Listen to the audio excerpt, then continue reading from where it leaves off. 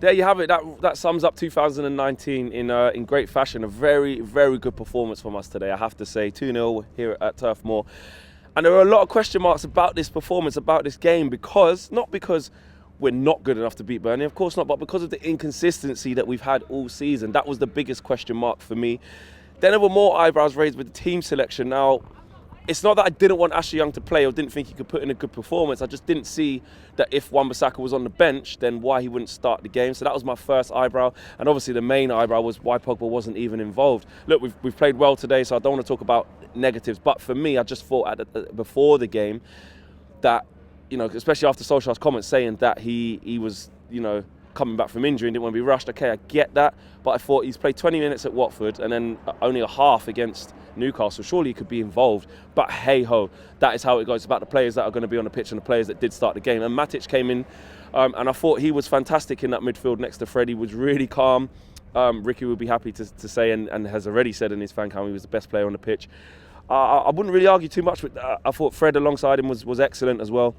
But the biggest things that we did right today was we earned the right to play. We nullified Burnley. We knew what Burnley were going to do the whole time. You know that they're going to sit in a low block, 4-4-2. We knew that Chris Wood and Ashley Barnes would be up front, and we knew they would just try and knock it long at every opportunity. And that's exactly what they did. The biggest question is, how are we going to deal with that? Lindelof and Maguire, they won their personal battles. They did an absolute number on Barnes and Wood, and that helped us. And I think in midfield, I thought the way we kept the ball ticking over with Fred and Matic was superb.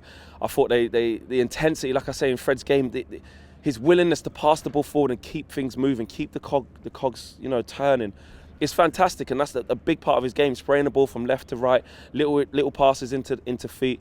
And the tone was set very early on. You never really felt like Burnley were going to score, which is credit to us because they can make it very difficult for you. They can make it very uncomfortable, and we didn't have any of that. I just never thought that they would score. Dan James, I have to say as well, was very positive.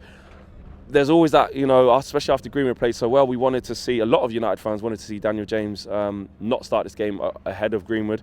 But to be honest, got to give props where props are due. Daniel James did very well today, very direct. He gave their left back a lot to think about all game. At times, maybe not as good on the final ball, but he was a constant threat. Won his free kicks and was just a pain in the arse all game, which is exactly what you need.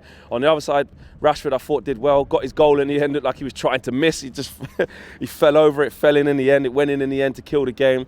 But I thought he did well. Martial, the confidence that right now seems to be growing with Tony. This is where we see the best of Tony. We said that the chances that he has been getting or have been falling to other players, should I say, we've been saying we want them to fall to him. And to be honest, they haven't been. But when it does, he's got the composure in front of goal. He has that composure and he showed it. Got to big up Andreas. A lot of the question marks about Andreas is his decision making. Can he make the right decision at the right time after getting into good positions? And he did that today. I thought he did that quite a lot of times. Releasing the ball well, little passes round the corner, little flicks. I thought he was fantastic. So for me, yeah, that was a big plus. And Brandon Williams, man. I mean, what it is with Brandon Williams is that where he's in such contrast to Shaw is that not only can he go down the line and beat someone, but he also comes inside. And when he comes inside, he vacates space behind him and around him because he sucks players in. He gets the ball and he always has a good, confident first touch. And I always see him run across the right back. He always runs across them, kind of into the middle of the pitch to kind of create space, lays it off to someone, and then he gets back and he does his job. And that, for me, is a big plus about him. He's not scared to go around someone. He's not scared to come inside. And his use of the ball and the maturity in him is fantastic. So, yes, we do need to be patient. We do want to bed him in slowly. But I think there's such a big difference between him and Shaw in terms of the way he plays. The one thing I didn't really understand was bringing on Luke Shaw at left wing. I would have just brought on Greenwood. Luke Shaw got into some good positions near the end of the game to try and kill it off and just kind of made the wrong decisions there, took off Martial. But it's not a time for moaning. It's about, thinking of the positives. And look, there's been time and time again where we get a chance to knock on the door for top four in terms of league position and we falter, we fail. Today, Tottenham got a draw. Arsenal, Chelsea tomorrow. The results have gone our way. We've got Wolves have got to go to Liverpool. Sheffield United got to go to Man City. So there's points to be dropped there. So we had to win today. We had to get our own job done and finish off 2019 on a positive. So for me, Solskjaer got it absolutely spot on. hold my hands up. I did raise my eyebrows up at that team sheet. I think a lot of Manchester United fans did. But, you know, it was always going to come back to bite them on the arse if they didn't get the result, but they did. And they got it in good fashion against a Burnley team that can be stubborn, they can be annoying, they can be a nuisance. But we just, you know, you take that away from Burnley and they don't have much else. That is the key. Can you nullify them from the off and do what we need to do? And that is exactly what we did. De Gea didn't have anything to do apart from one save down to his right, kind of midway through the second half.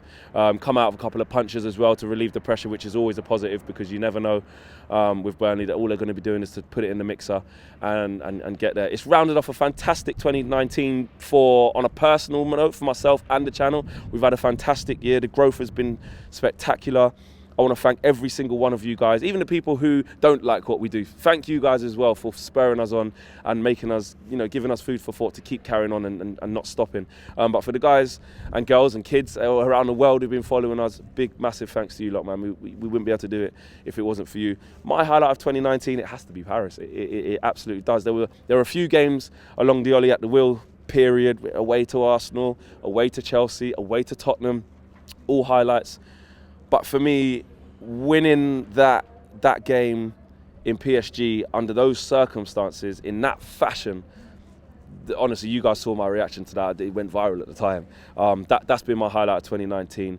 And hopefully, yeah, we start 2020 with a bang, away to Arsenal. No better way to start. If we can get on the end of a win there, then, you know, we'll probably be in the top 4, you know. So let's take it step by step. A good performance from the boys today to round off for this 2019. I'm happy. The boys are happy. Everyone's happy. Bit of positivity to finish off the year. Go and have a very, very, I'm not going to say drunk. Nah. Have a good New Year's Eve. Have a good New Year's Eve. And I'll see you guys New Year's Day at Arsenal. Peace. Big thank you to you guys for watching the latest of our videos. And if you want to check out more, make sure you do that just to the right of me. We are the biggest and best Manchester United channel in the world. Make sure you check us out on all of the socials as well. Facebook, Instagram, Twitter, and YouTube. The socials are along the bottom. Peace.